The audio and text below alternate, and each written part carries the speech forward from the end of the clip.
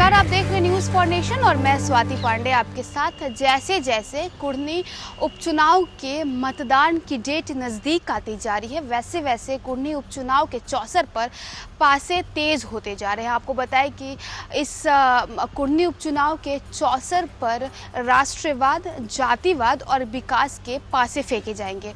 आगामी 5 दिसंबर को यानी 2 दिन बाद कुर्नी उपचुनाव की वोटिंग है और उसके 3 दिन बाद यानी 8 दिसंबर को मतगणना है, यानी इस वोटिंग की काउंटिंग है। अब जो भी होगा, प्रत्याशियों की किस्मत में क्या लिखा है, जनता इनकी किस्मत में किसे राजगद्दी पे बैठाती है, ये तो 8 दिसंबर को ही तय हो जाएगा। लेकिन आपको बताएं कि इस बार कुर्नी उपचुनाव में भाजपा और जेडीयू के लिए प्रतिष्ठा की लड़ाई है, क्योंकि जेडीयू की तरफ से जो मनोज कुशवाहा चुनावी मैदान में है और उधर भाजपा की ओर से जो है केदार प्रसाद गुप्ता जो है वो चुनावी मैदान में है। ऐसे में आपको बताएं कि भले ही इस कुर्नी उपचुनाव में भाजपा और जेडीयू के अलावा वीआईपी और एआईएमआईएम भी है, लेकिन जो मेन लड़ाई इस बार है वो भाजपा और जेडीयू के बीच में है, क्योंकि जेडीयू भाजपा को बिहार में उसकी असल जगह दिखाने की कवायद में लगी है और वहीं दूसरी तरफ भाजपा मुख्यमंत्री नीतीश कुमार को और जेडीयू को उनके बेवफाई की जो है बदला लेने के लिए भी लगी हुई है। आपको बताया कि कुर्नी में जो अब नेताओं का जो है वो दरबार सज चुका है। आए दिन चुनाव प्रचार प्रसार बड़े तेजी से हो रहे हैं। बीते दिनों सूबे के मुख्यमंत्री नीतीश कुमार पहुंचे हुए थे, जहां उनके सामने ही सीटेट और बीटेट के अभ्यर्थियों ने कुर्सी फोड़ाफोड़ी चालू कर दिया था। उनके कुछ दिन 2 दिन पहले बिहार के उप मुख्यमंत्री तेजस्वी यादव गए थे। तो हमने जैसे देखिए कि बिहार के जो ये कुर्नी उपचुनाव है ये बहुत ही दिलचस्प होते जा रहा है, क्योंकि सारे नेताओं का जो है बाजार सज गया है। लेकिन यहाँ जो मेन लड़ाई है वो बीजेपी और जेडीयू के बीच में है, क्योंकि देखिए कुर्नी उपचुनाव में जो वोट कटवा का काम करने जा रही है वो वीआईपी यानी मुकेश सहनी की पार्टी करने जा रही है और साथ ही साथ एआईएमआईएम यानी ओवैसी की पार्टी करने जा रही है। मुजफ्फरपुर से 20 से 22 किलोमीटर दूर है कुर्नी प्रखंड, जहां 5 दिसंबर को विधानसभा उपचुनाव की वोटिंग है। कहने को यहां प्रमुख रूप से महागठबंधन भाजपा, वीआईपी और एआईएमआईएम के उम्मीदवार मैदान में हैं, पर असल में मुकाबला जदयू और भाजपा के बीच माना जा रहा है। भाजपा हर हाल में जदयू को उसकी बेवफाई के लिए सबक सिखाना चाहती है, तो वहीं दूसरी तरफ जदयू भी भाजपा को बिहार में उसकी असल जगह दिखाना चाहती है। मजे की बात तो यह है कि इन दोनों दलों की लड़ाई के बीच चुनाव मैदान में 2 पार्टियां और भी हैं जो इन दोनों को ही अपनी ताकत का एहसास कराना चाहती है। इनमें एक वीआईपी है और दूसरी एआईएमआईएम है। दोनों की अपनी खुन्नस और मकसद है। भले ही इनके कैंडिडेट न जीते, पर महागठबंधन और भाजपा का चिंता बढ़ जरूर सकता है। अब कौन कितना असरदार साबित होगा ये तो 8 दिसंबर को ही पता चलेगा, मगर जो तस्वीर अभी सामने आ रही है इससे साफ कहा जा सकता है कि यहाँ करो या मरो का मुकाबला होने वाला है। सबसे पहले आपको बताएं कि महागठबंधन के उम्मीदवार मनोज कुशवाहा के बारे में हम आपको बताते हैं। इन्हें सांकेतिक उम्मीदवार के रूप में खड़ा किया गया है, पर इससे भी जेडीयू के कोर वोटर में नाराजगी दिख रही है। नाराजगी का अंदाजा इसी बात से लगा सकते हैं कि 30 नवंबर को यहां प्रखंड कार्यालय के मैदान में तेजस्वी यादव की जनसभा थी। जो नेता तेजस्वी के साथ मंच पर थे, मंच से उतरते ही वे मनोज कुशवाहा के खिलाफ अपनी चिढ़ जाहिर करने लगे। कह रहे थे कि सब कुछ सही है पर महागठबंधन का प्रत्याशी दमदार नहीं है। ये नाराजगी ग्रामीण से लेकर शहरी इलाकों तक दिखाई पड़ी। लोगों का मानना है कि मनोज अड़ियल किस्म के हैं और जीत के बाद क्षेत्र में कम जाते हैं। इधर आरजेडी के कोर वोटर्स भी कुशवाहा को पूरी तरह से अपना नेता स्वीकार करने के लिए तैयार नहीं है। इसी की भरपाई के लिए नीतीश कुमार ने ज्यादा रैलियां और सभाएं तेजस्वी यादव कर रहे हैं। आपको बताया कि हर सभा में वे इस बात का जिक्र कर रहे हैं कि लालू प्रसाद यादव ने मनोज कुशवाहा को माफ कर दिया है। ये अब उनके कैंडिडेट हैं। इनका कितना असर होता है और आरजेडी के वोटर्स कितना उन्हें स्वीकार कर पाते हैं, ये तो 5 दिसंबर को ही पता चल जाएगा। वहीं आपको बताते चले कि मुजफ्फरपुर के एक वरिष्ठ पत्रकार विभेश त्रिवेदी कहते हैं कि मनोज कुशवाहा को उम्मीदवार बनाने से महागठबंधन को फायदा से ज्यादा नुकसान होता दिख रहा है। कुशवाहा 2015 के चुनाव में बुरी तरह हार चुके थे।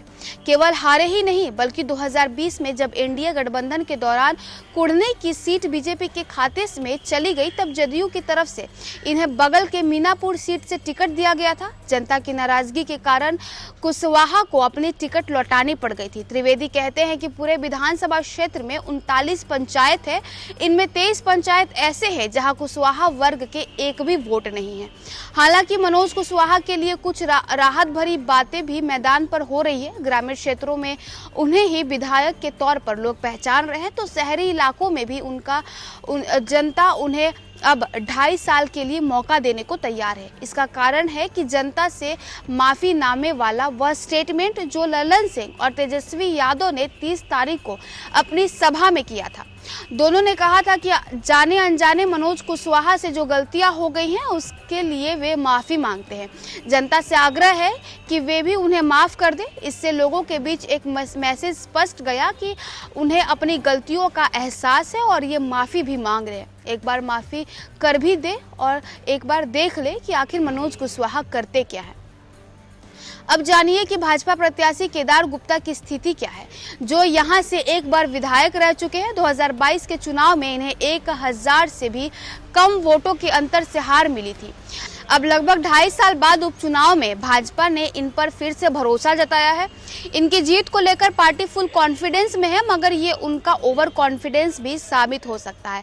इसका कारण ये है कि अन्य नेताओं की तरह केदार गुप्ता का भी चुनाव जीतने के बाद क्षेत्र से गायब रहना। 2015 के चुनाव में चुनाव जीतने के बाद केदार गुप्ता को लेकर यही शिकायत लोगों की जुबां पर है। हालांकि केदार बाबू के लिए ये बात सुखद है कि अगर जनता इनसे ज्यादा खुश नहीं है तो दुख भी नहीं है। इन्हें जमीन से जुड़ा नेता कहा जाता है। पंचायत के मुखिया के रूप में इन्हें अपने राजनीतिक करियर की शुरुआत की थी और इस दौरान इनके किए गए कार्यों का जिक्र लोग आज भी करते हैं। मगर बीजेपी के कोर वोट बैंक में सेंधमारी का खतरा यहाँ भी बरकरार है। इसलिए भूमिहार की नाराजगी को दूर करने के लिए पार्टी की तरफ से स्थानीय नेता सुरेश शर्मा के अलावा भूमिहार के बड़े नेता व केंद्रीय मंत्री गिरिराज सिंह, विधान परिषद सदस्य देवेश कुमार को इलाके में कैंप कराया जा रहा है। केदार प्रसाद गुप्ता को सुरेश शर्मा का करीबी भी माना जाता है। ऐसे में इनका लाभ भी उन्हें जरूर मिलेगा। केदार के लिए एक बात चिंता की और यह है कि महागठबंधन के सभी दिग्गज कुढ़नी में मोर्चा संभाले हुए हैं, मगर बीजेपी के बड़े नेताओं की दिलचस्पी कुढ़नी में नहीं दिख रही है। महागठबंधन से डिप्टी सीएम तेजस्वी यादव, जीतन राम मांझी, अध्यक्ष ललन सिंह भी इलाके में घूम रहे हैं, लेकिन बीजेपी की तरफ से कोई बड़ा दिग्गज केदार गुप्ता के पक्ष में वोट मांगने अभी तक नहीं पहुंचा। वीआईपी के उम्मीदवार नीलाभ कुमार की बात करें तो नीलाभ कुमार जो भूमिहार जाति से आते हैं, इन्हें अचानक टिकट पकड़ाकर वीआईपी सुप्रीमो मुकेश सहनी ने भी चौंका दिया, क्योंकि इससे पहले वो यहां तक कह रहे थे कि अगर महागठबंधन या भाजपा ये सीट पर किसी सहनी को टिकट दे तो वे अपना उम्मीदवार नहीं उतारेंगे। मगर कैंडिडेट क्लियर होने के बाद मुकेश सहनी ने भी किसी सहनी को टिकट नहीं दिया और अगड़े पर दांव लगा दिया। अब ये दांव चुनाव जीतने के लिए और या भाजपा को नुकसान पहुंचाने के लिए है, ये तो 8 दिसंबर को ही स्पष्ट हो जाएगा। मगर नीलाभ को लेकर जो हकीकत मैदान में है वो ये है कि इनकी पहचान अब भी इनके नाना साधु सरनशाही से जुड़ी हुई है। इस चुनाव से पहले तक किसी पार्टी से नहीं जुड़े हुए थे। हालांकि शिक्षित होने के कारण लोग इनकी बातों को सुनते हैं, लेकिन पूरे समर्थन के नाम पर क्लियर कुछ नहीं कहते हैं। नीलाभ कुमार एमबीए किए हुए हैं। जॉब छोड़कर ये मुजफ्फरपुर की सियासत में कूदे हैं। पिछले 4 साल से यूथ ब्रिगेड बनवाकर जनसेवा करते हैं, लेकिन अभी तक इनका दायरा सीमित ही दिखाई दे रहा है। वहीं आपको बताते चले कि इस उपचुनाव में अपनी जीत को लेकर न महागठबंधन और न ही भाजपा पूरी तरह आश्वस्त है। इसलिए अगर हार हुई तो उसका दिलचस्प जवाब भी तैयार कर लिया गया है। दोनों ही इस उपचुनाव को 2024 में होने वाले लोकसभा चुनाव से पहले की तैयारी बता रहे हैं, ताकि हार के बाद वे जनता को बता सकें कि अभी उनकी पार्टी को अभी और काम करना बाकी है। तेजस्वी यादव और ललन सिंह अपनी सभाओं में बार बार इस बात का जिक्र भी कर रहे हैं कि ये केवल कुढ़नी का चुनाव नहीं बल्कि 2024 के चुनाव से पहले का सेमीफाइनल है। 30 दिसंबर के पहले तक ये बातें भी सामने आ रही थी कि भाजपा उम्मीदवार इस सीट को निकाल लेगा, लेकिन जैसे ही तेजस्वी आए वैसे ही माहौल बदल गया। फिर ये बातें भी उठने लगी कि अब मुकाबला एक तरफा नहीं होगा। तेजस्वी ने अपने भाषण के बीच तुरुप का भी पत्ता चला दिया। उन्होंने लालू प्रसाद यादव की बीमारी का हवाला देकर कहा कि वे बीमार हैं, 5 तारीख को उनका किडनी ट्रांसप्लांट होना है। कुर्नी की जनता के भरोसे ही वे चुनाव के दौरान वहां गए हैं। हमारी बहन उन्हें किडनी डोनेट कर रही है। मतदान से पहले 3 नवंबर को वे भी सिंगापुर जा रहे हैं, इसलिए अब मनोज कुशवाहा की जीत की जिम्मेदारी आप लोगों के कंधे पर है। इतना ही नहीं, आपको बताएं कि कुर्नी के रण में सीएम नीतीश कुमार भी उतरे थे। वे केरामडी गांव में रैली को संबोधित किए। उनके साथ डिप्टी सीएम तेजस्वी यादव समेत सभी दल के नेता मौजूद थे, लेकिन सीएम नीतीश कुमार को वहां जो है सी-टेट और बी-टेट के अभ्यर्थियों का प्रदर्शन का सामना करना पड़ा। वहां आपको बताएं कि कुर्नी में जब सीएम नीतीश कुमार मंच पर भाषण दे रहे थे, तभी मंच के नीचे सी-टेट और बी-टेट के अभ्यर्थी यानी टीचर्स वाले के जो अभ्यर्थी हैं वो कुर्सी चलाने लगे और आपस में मारपीट करने लगे। तो देखिए, अब जो है बिहार के इस उपचुनाव को लेकर जितने भी पार्टियां हैं, उनका जो मेन टारगेट है वो 2024 में होने वाले लोकसभा चुनाव पे। तो अब कुर्नी में क्या होगा, ये तो 8 दिसंबर को ही तय हो जाएगा कि कुर्नी में भाजपा के प्रत्याशी केदार प्रसाद गुप्ता या आरजेडी के प्रत्याशी मनोज कुशवाहा या फिर वीआईपी के तरफ से जो नीलाभ कुमार चुनावी मैदान में है, पासा किसकी तरफ जाते हैं। वैसे तो जो कोर लड़ाई है कुर्नी उपचुनाव में वो जो है जेडीयू और बीजेपी के बीच में ही है, लेकिन जो भी हो ये तो वहाँ की जनता ही तय करेगी और 8 दिसंबर को पता चल जाएगा कि जनता ने किसके सिर पर ताज पहनाया है और किसे गद्दी पर बैठाना चाहिए। तो चलिए, इस खबर में बस इतना ही। और भी वीडियोस और अपडेट्स के लिए आप देखते रहें न्यूज़4 नेशन।